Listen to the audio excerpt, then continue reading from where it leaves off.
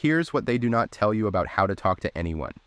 The average person spends 1.3 years of their life talking to strangers. But most of that time is wasted feeling awkward or saying nothing at all. But what if those moments became opportunities instead of obstacles? You'd make better friends, get better dates, open unexpected doors, and leave every room unforgettable. Today, I'll show you exactly how to create that effect, with anyone, anywhere, without memorizing a single line. What if I told you the most charismatic people you know weren't born that way? They just understand something you don't. We look at someone who can start a conversation with anyone and think, they're a natural. That's the first myth we need to break.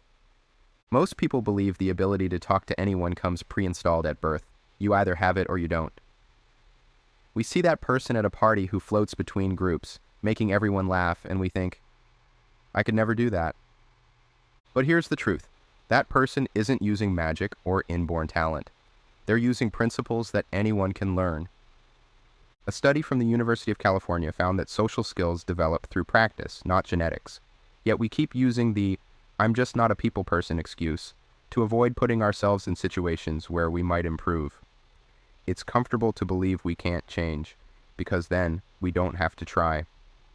The psychological principle that changes everything is this.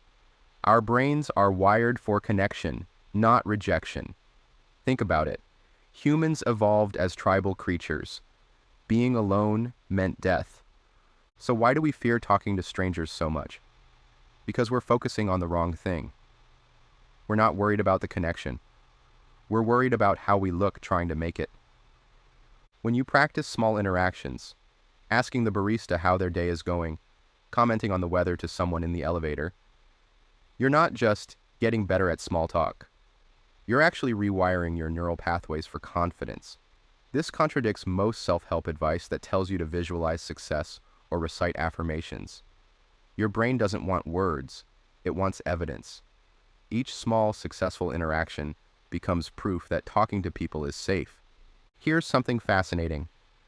Researchers at Harvard discovered that when someone mirrors your behavior and speech patterns, your brain releases dopamine, the same chemical released when you eat chocolate or fall in love. This mirrored reciprocation increases likability by nearly 70% in laboratory settings. People literally feel good around you when you match their energy.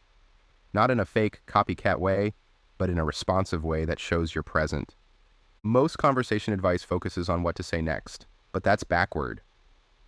The foundation of authentic connection isn't memorized lines, it's your internal state. When you're comfortable, curious, and present, the words come naturally. Think about talking to your close friends. Do you worry about what to say? No, that's because your focus is on them, not on yourself. Now here's something counterintuitive that most people never discover. The power of strategic silence. When someone finishes speaking, wait 3 seconds longer than feels comfortable before responding. This tiny gap creates a vacuum that the other person often fills with deeper thoughts. Most conversations never get past the surface because we rush to fill every silence. We're so uncomfortable with pauses that we jump in with the first thought that comes to mind. I watched this principle transform my friend Mark's dating life. He used to rapid-fire questions at his dates, never giving them space to elaborate. When he started practicing strategic silence, his dates began telling him things they never tell anyone on a first date. The difference wasn't in his questions. It was in the space he created for genuine answers. The surprising psychological principle that makes strangers instantly want to open up to you is your own comfort with silence and vulnerability. When you show you can handle moments of quiet and reveal something real about yourself, you signal to others that it's safe for them to do the same.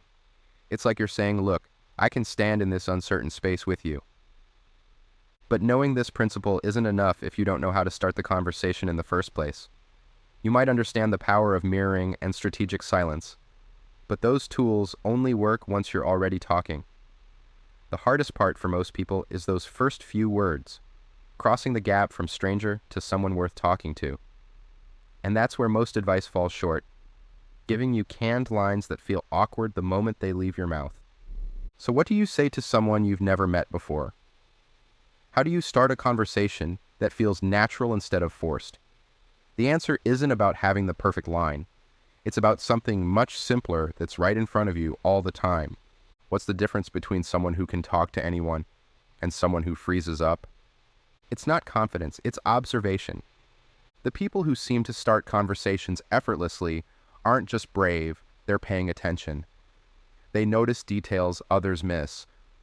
Most conversation starters fail because they feel forced, rehearsed, or completely disconnected from the moment.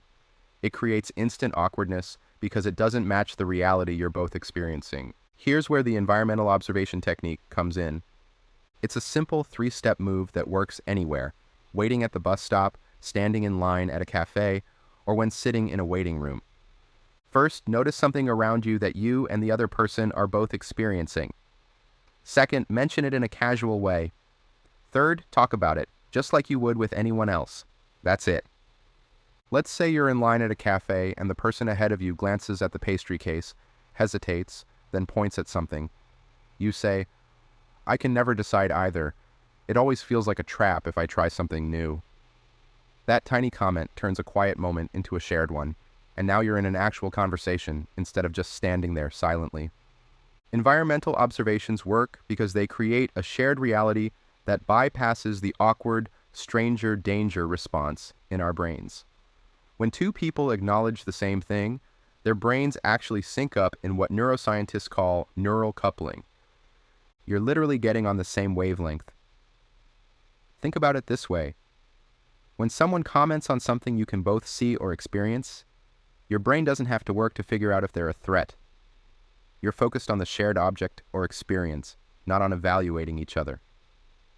This creates psychological safety, the foundation of all good conversations. The beauty of this method is that it works everywhere because there's always something to observe. The artwork in a waiting room, the unusual drink someone ordered, the book they're reading, the event you're both attending. Your environment is full of conversation starters if you train yourself to notice them. Now that you know how to start conversations anywhere, let's talk about how to keep them flowing naturally. Because getting past hello is just the beginning. The real connection happens in what comes next, how you build on that initial opening to create a conversation that both people actually enjoy. The key to talking to anyone isn't being clever or having the perfect line. It's about creating comfort through presence, noticing your surroundings, and being genuinely curious about the person in front of you. Try this today. Make one observation about something in your environment to a stranger. That's it.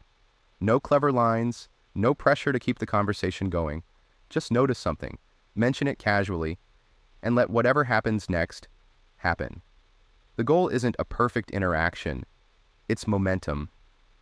One genuine moment of connection a day. You'll be amazed at how quickly that one step rewires everything. Remember those 1.3 years of your life spent talking to strangers? They can be transformative connections, instead of awkward moments filled with silence. The choice is yours. Small changes in how you approach others can transform everyday interactions into meaningful connections.